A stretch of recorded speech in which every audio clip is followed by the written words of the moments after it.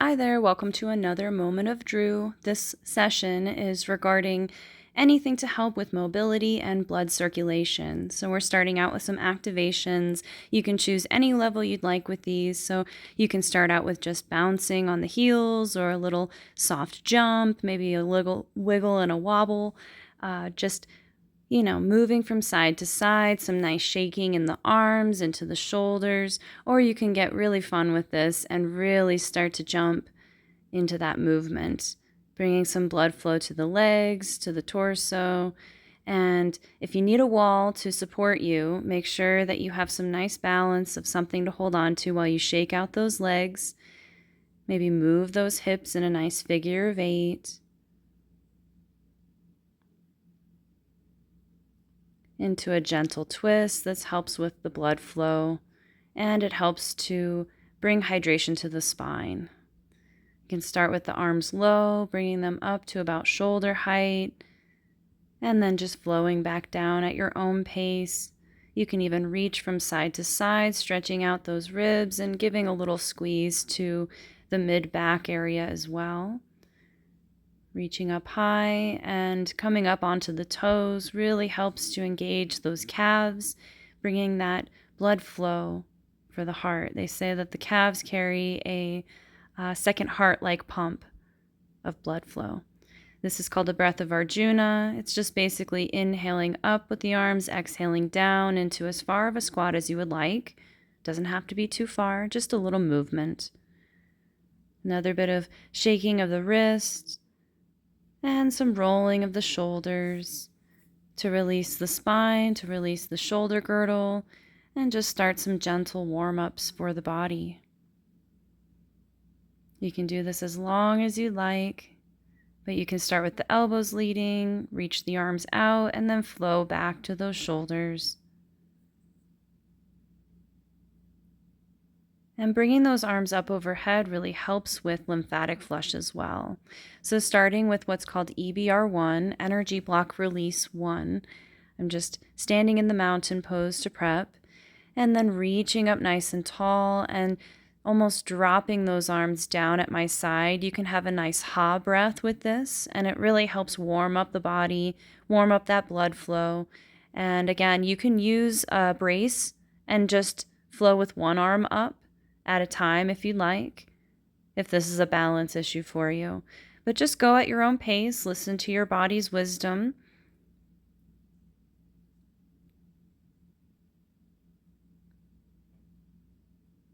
Next, flowing into some spinal twists. And I'm just showing a little bit from the front and then to the side of what this movement looks like. But it's a nice inhale as you lengthen the spine and then exhale into that twist. Notice my feet anchored and I have soft bent knees to start with that. Soft bent knees really helps with the pelvis being in the right point. And you'll notice now I'm turning one foot 90 degrees out, the direction that I'm turning. Bringing them forward and then turning the foot out 90 degrees to the other side. Giving a nice squeeze to those organs. This helps with the digestive system and can really help that blood flow. This is another version of a spinal twist. It's called the mirror twist. So here's a front view and now a side view of it where you just exchange which hand goes behind you, remembering to keep that spinal alignment and those softly bent knees. Keep the joints nice and soft to just let everything be nice and smooth and relaxing. This is a nice side bend. Notice that when I bring my hand up, I'm lengthening the spine and then I come into a side bend, which also can give a little squeeze to the kidneys, giving them a gentle detox and also just help with blood flow overall. These movements can really bring some vitality in as well if you're feeling sluggish. So this one's one for the shoulder girdle again, just opening up in the heart and then circling back to kind of bring the arms forward.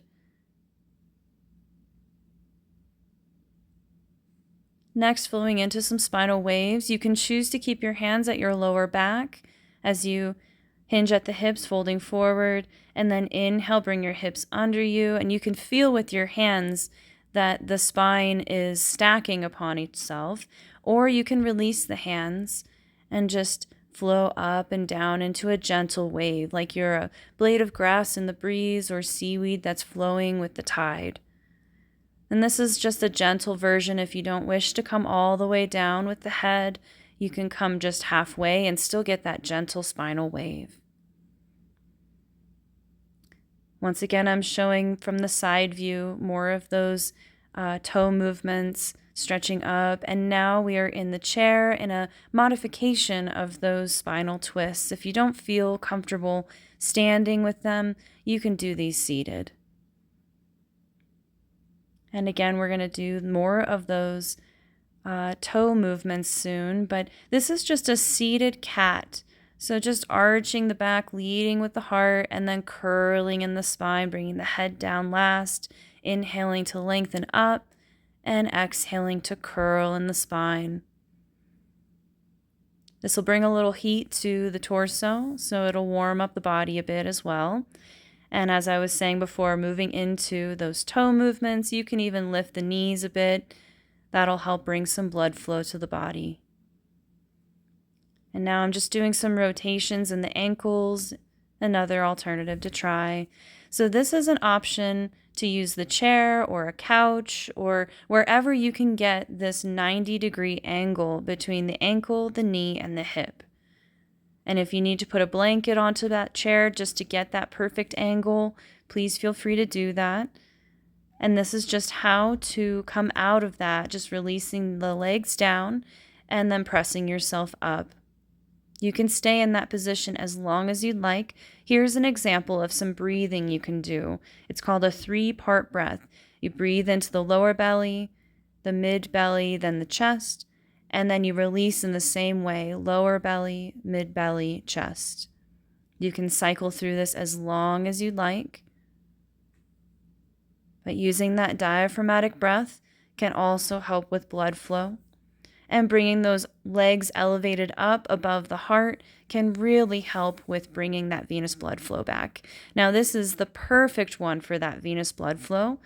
You can still use the chair if you'd like as a modification, but this is a great option where you can stack a few blankets and just kind of notice how I rolled into that position. I really kept my buttocks really close to the wall and just swiftly put those legs up into the air.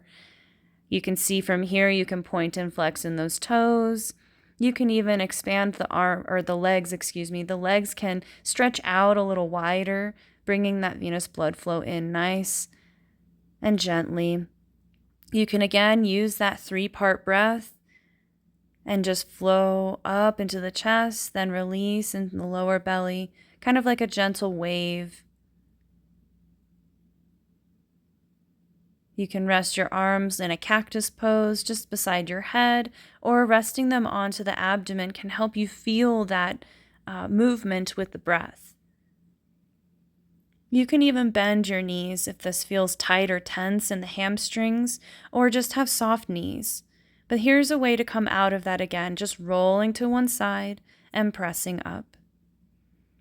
Here's another move that can really help with bringing the blood flow back to the heart. Just giving a nice hug to your knees, laying either on the bed or on the floor, and just a nice squeeze. You can even rock from side to side. It gives a nice gentle massage to the hips, to the lower back, but it brings a lot of blood flow into the torso here. And again, just showing how to roll out of that movement.